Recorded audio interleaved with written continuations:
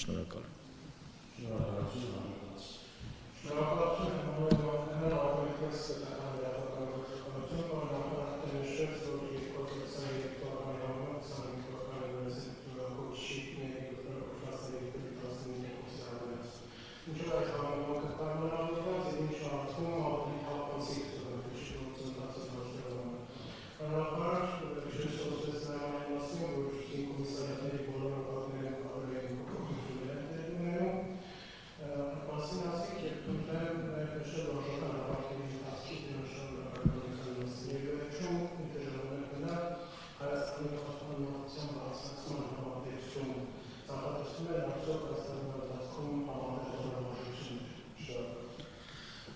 Շնորհակալ եմ։ Սկսեմ ըստ էության զորավարժություններից։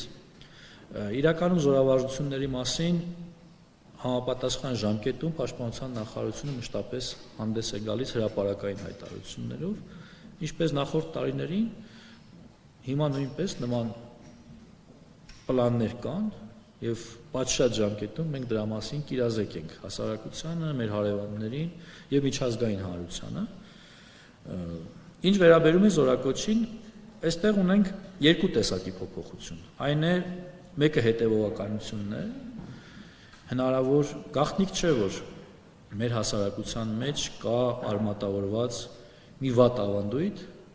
այսինքն յուրաքանչյուր պատվախնդիր ծնող ճակերտավոր իհարկե իր համար, իր ընտանիքի համար ամեն ինչ անում է, կաշվից դուրս է գալի, այսպես ասած, ամեն ինչ պատրաստ է վաճառել, ամեն ինչի մեջ մտնել,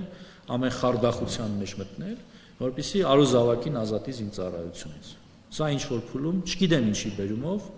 համարվել է սոցիալական որոշակի կարգավիճակի մասին հայտարարություն, որը համարում եմ ամենախայտառակ բանը, որ մեր հասարակության մեջ առկա է։ Ես նախկինում առիթ ունեցել եմ սրա մասին խոսելու եւ նաեւ հիմա ուզում եմ հանրային դրա մասին խոսել։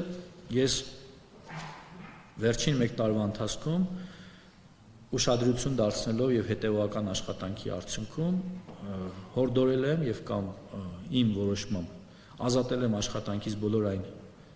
Պաշտպանության նախարարության համակարգում գտնվող ծնողներին, ովքեր ունեն զավակներ այլ երկրի քաղաքացի։ Իհարկե անմեղության կախավարկածը հաշվի առնելով ես չեմ կարող դատարացել նաև հիվանդություն ունեցողների նկատմամբ, բայց ամեն դեպքում կասկածի որդը շարունակում է ինձ ներսից կեղեքել եւ ճնշել, որպեսզի ես նրանց նկատմամբ նույնպես ուշադիր լինեմ։ Սա ի գիտություն մեր շատ սիրելի Պաշտպանության նախարարության աշխատակիցներին, ովքեր ունեն զավակներ ոչ իրենց կամքով գուցե անառողջ են, առողջություն բոլորին, բայց նաև կա որոշակի սեգմենտ, որ վստահ են, որ իրական հիվանդության հետ ոչ մի աղերս չունի։ Սա հանրային պրոբլեմ է, սա իմ պրոբլեմը չի։ Սա ձեր պրոբլեմն է։ Զանգվածային լրատվության հարգելի մասնակիցներ եւ լրատվամիջոցներ։ Խնդրում եմ այս հարցում մեզ օգնեք։ Ձեր ուշադրությունը հիմնականում սևեռված է այլ ուղղությամբ, բայց ես կհորդորեմ, որ սա համարեք ազգային անվտանգության խնդիր եւ սրա նկատմամբ ունեցեք հետեւականություն եւ իմացեք, որ այս հարցում ես ձեր ամենամտերիմ դաշնակիցն եմ, եթե անգամ ամենաանդիմադիր լրատվամիջոցի մասին է խոսքը։ Կարող է ինձ ամեն օր հայհոյեք կամ իմ գործունեությունը վատաբանեք, բայց եթե այս հարցում ինձ համապատասխան ինֆորմացիա կտաք ու կդառնաք իմ դաշնակիցը այս հարցում, իմացեք, որ ես ձեր գործընկերն ու դաշնակիցն եմ, որովհետև ես նման բաներ ուղղակի չեմ կարող հանդուրժել։ Եվ սա այն հիմնական սողանցքն է, որը փակելով, հիմա տեսեք, նախկինում նաև դուք եք գրել դրա մասին, շատ մարդկանց զավակներ կամ ուղղակի իրոք հիվանդ մարդիկ ազատվել են այսպես կոչված գլխուղեղի կիստայով։ Սա այն հայտնի հիվանդությունն է, որը մարդկանց ուշադրության կենտրոնում է եղել։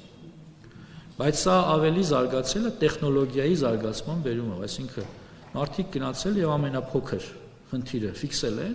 ընդ որում ոչ մեկ չգիտի, մենք չենք փորձաքնվել, կարող է պարզվի այդ թվում նաեւ ձեր շրջանակներում գտնվող ծառայած մարդիկ, ձեր եղբայրները, ձեր ամուսինները, զավակները ծառայել են գուցե այդ խնդիրը ունենալով։ Եվ մենք այս փոփոխության բերումով միայն հարյուրավոր երիտասարդների կարողացել ենք զորակոչել, առողջ երիտասարդների մասին է խոսքը, զորակոչել ենք բանակ, եւ սա ունեցել է էական փոփոխություն մեր թվերի վրա, բայց սա վերաբերում է նաեւ բազմապիսի այլ հիվանդություններին եւ ամեն տարի 404 որոշման մեջ մենք որոշակի փոփոխություններ ենք կատարում, մոնիտորինգի ենթարկելով նախորդ տարվա հիվանդությունների ավելացման տենդենսը։ Պատկերացրեք, երբեմն լինում են դեպքեր, երբ կառավարության որոշման ցանկում հայտնվում է հիվանդություն, որը բանակ զորակոչելու ենթակա է, նախորդ տարվա հետ համեմատում ես, 80%-ով այդ հիվանդությունը հաջորդ տարի պակասում է։ Սա ինչի մասին է։ Առողջացանք, բուժվեցինք մի անգամից բոլորս։ Իհարկե դա նրա մասին է, որ դա եղել է սողանցք, որը մենք փակել ենք մեր հետևողական աշխատանքի արդյունքում։ Շնորհակալ եմ։